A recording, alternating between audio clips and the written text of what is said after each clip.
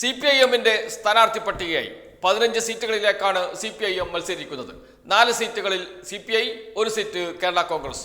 അങ്ങനെ ആകെയുള്ള 20 സീറ്റുകളുടെ സീറ്റ് വിഭജനം നേരത്തെ പൂർത്തിയാക്കുകയും അതിനുശേഷം സ്ഥാനാർത്ഥി നിർണയവും ഇപ്പോൾ CPIM പൂർത്തിയാക്കിയിരിക്കുന്നു. ഇനിയിപ്പോൾ CPIയുടെ സ്ഥാനാർത്ഥികൾ ആരൊക്കെയാണ് എന്നത് മാത്രമേ അറിയാനുള്ളൂ. അടുത്ത ദിവസങ്ങളിൽ അതും അറിയാൻ കഴിയും എന്നതാണ് CPI നേതാക്കൾ പറയുന്നത്. ഏതായാലും ഈ സ്ഥാനാർത്ഥി പട്ടികയിൽ, CPIM-ന്റെ സ്ഥാനാർത്ഥി പട്ടികയിൽ ചില സർപ്രൈസുകൾ ഒളിഞ്ഞുകിടപ്പുണ്ട്. അതിൽ ഏറ്റവും പ്രധാനം പൊന്നാനിയിൽ മത്സരിക്കുന്ന സ്ഥാനാർത്ഥിയാണ്. അതോടൊപ്പം തന്നെ എറണാകുളത്ത് മത്സരിക്കുന്ന സ്ഥാനാർത്ഥിയാണ്. ആരാണ് പൊന്നാനിയിൽ മത്സരിക്കുന്ന സ്ഥാനാർത്ഥി? KS ഹംസ. മുസ്ലിം ലീഗിന്റെ മുൻ നേതാവാണ്.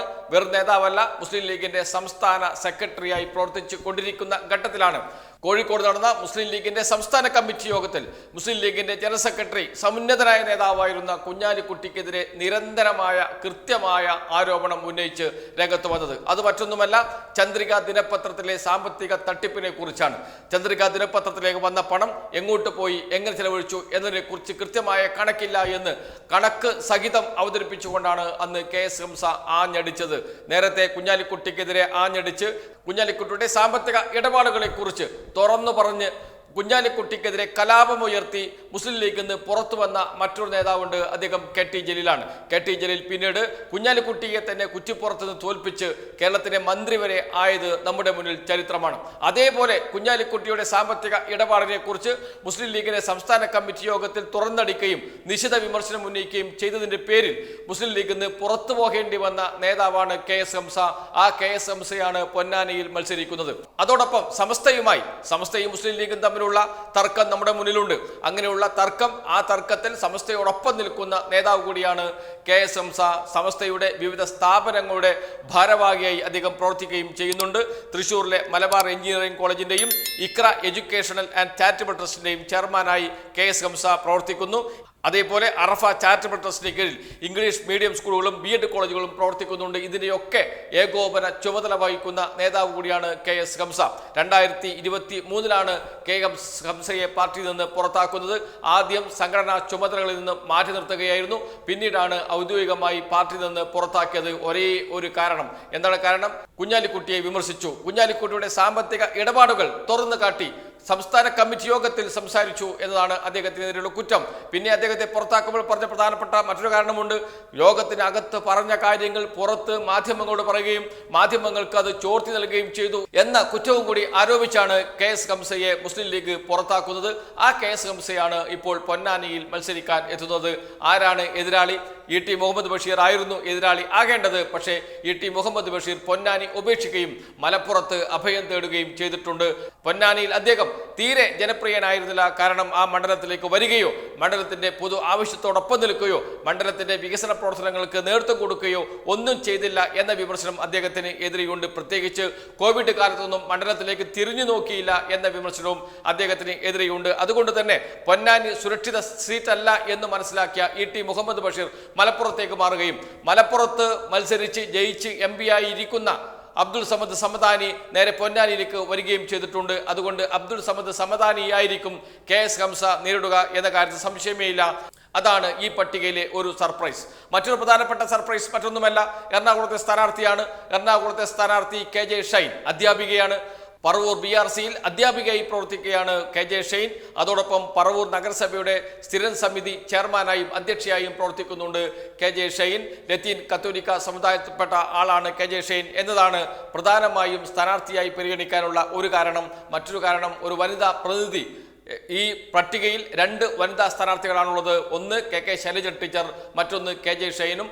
വനിതകൾക്ക് പ്രാതിനിധ്യം നൽകണമെന്ന CPIM-ന്റെ നിലപാടിന് അനുസരിച്ച് 2 സ്ഥാനാർത്ഥികളെ 15-ൽ 2 സ്ഥാനാർത്ഥികളെ മത്സരിപ്പിക്കാനാണ് ഇപ്പോൾ CPIM തീരുമാനിച്ചിരിക്കുന്നത്. അതേപോലെ ഈ പട്ടികയുടെ മറ്റൊരു പ്രത്യേകത, മന്ത്രി K രാധാകൃഷ്ണൻ, മന്ത്രിസഭയിലെ ഒരു മന്ത്രി തന്നെ ഈ പട്ടികയിൽ ഇടം പിടിച്ചിരിക്കുന്നു.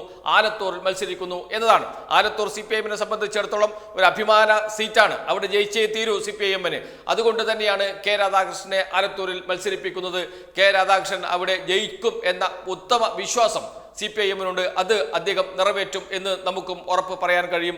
CPIM പോളിറ്റ് ബ്യൂറോ അംഗം എ വിജയരാഘവൻ ഈ പട്ടികയിൽ ഇടം നേടിയിട്ടുണ്ട്. പാലക്കാട് നിന്നാണ് അദ്ദേഹം മത്സരിക്കുന്നത്. ദേശീയ തലത്തിൽ പ്രവർത്തിക്കുന്ന രാഷ്ട്രീയ നേതാവാണ് എ വിജയരാഘവൻ. അദ്ദേഹത്തിന്റെ സാന്നിധ്യം പാർലമെന്റിൽ ഉണ്ടാകേണ്ടത് അത്യാവശ്യമാണ് എന്ന് CPIM തിരിച്ചറിയുന്നു.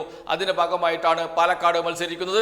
പാലക്കാടും CPIM സംബന്ധിച്ചിടത്തോളം ഒരു അഭിമാന മണ്ഡലം തന്നെയാണ്. തിരിച്ചു പിടിച്ചേ തീരൂ എന്നതുകൊണ്ടാണ് CPIM ഏറ്റവും മുതിർന്ന നേതാവിനെ തന്നെ പാലക്കാട് മത്സരിപ്പിക്കുന്നത്. അതോടൊപ്പം 4 കേന്ദ്ര കമ്മിറ്റി അംഗങ്ങളും ഈ പട്ടികയിൽ ഇടം നേടി. Doctor Thomas Isaac, Elamaram Kareem, KK Shailaja, K Radhakrishnan എന്ന കേന്ദ്ര കമ്മിറ്റി അംഗങ്ങളും ഈ പട്ടികയിൽ ഇടം നേടിയിട്ടുണ്ട്. അതേപോലെ തന്നെ 4 MLA-മാർ ഈ പട്ടികയിൽ ഇടം നേടിയിട്ടുണ്ട്. 4 MLA-മാർ.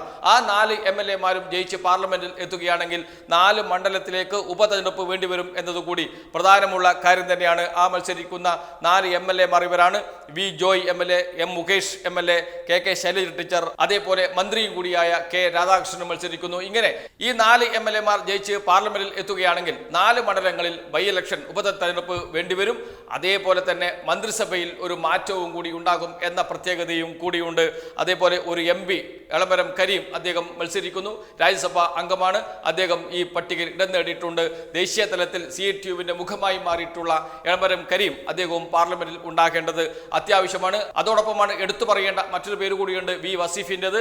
യുവജന നേതാവാണ്, ശ്രദ്ധേയനായ യുവജന നേതാവാണ്, DYFയുടെ നേതാവാണ്. അദ്ദേഹത്തിന്റെ ശബ്ദം പാർലമെന്റിൽ ഉണ്ടാകണം എന്ന് CPIM തീരുമാനിക്കുന്നു. മലപ്പുറത്ത് നിന്നാണ് മത്സരിക്കുന്നത്. മലപ്പുറത്ത് നിന്ന് ജയിച്ചു വരാൻ കഴിയുമോ എന്നത് മറ്റൊരു പ്രധാനപ്പെട്ട ചോദ്യമാണ്. എന്നിരുന്നാലും മത്സരിക്കുക എന്ന കടമ അദ്ദേഹം നിർവഹിക്കാനുണ്ട്. അത് ഒരു സന്ദേശമാണ്, ജനങ്ങൾക്ക് നൽകുന്ന സന്ദേശമാണ് എന്നതാണ് ഒരു യുവജന സംഘടനാ പ്രവർത്തകൻ എന്ന നിലയിൽ വി വസീഫ് നിർവഹിക്കുന്നത് എന്നതാണ് ആ സ്ഥാനാർത്ഥിത്വത്തിന്റെ പ്രത്യേകത. അങ്ങനെ വിവിധ തലത്തിൽ ചർച്ച ചെയ്ത് തീരുമാനമെടുത്ത ഒരു പട്ടിക അത് വലിയ തോതിൽ ചലനങ്ങൾ കേരളത്തിൽ ഉണ്ടാക്കും. എന്തു തന്നെയായാലും പാർലമെന്റിൽ ഇടതുപക്ഷത്തിന്റെ ശബ്ദം മുഴങ്ങണമെങ്കിൽ കേരളത്തിൽ നിന്ന് മാത്രമേ അംഗങ്ങളെ അയക്കാൻ കഴിയുകയുള്ളൂ എന്ന രാഷ്ട്രീയ സ്ഥിതി CPIM സംബന്ധിച്ചിടത്തോളം ഇപ്പോഴുണ്ട്.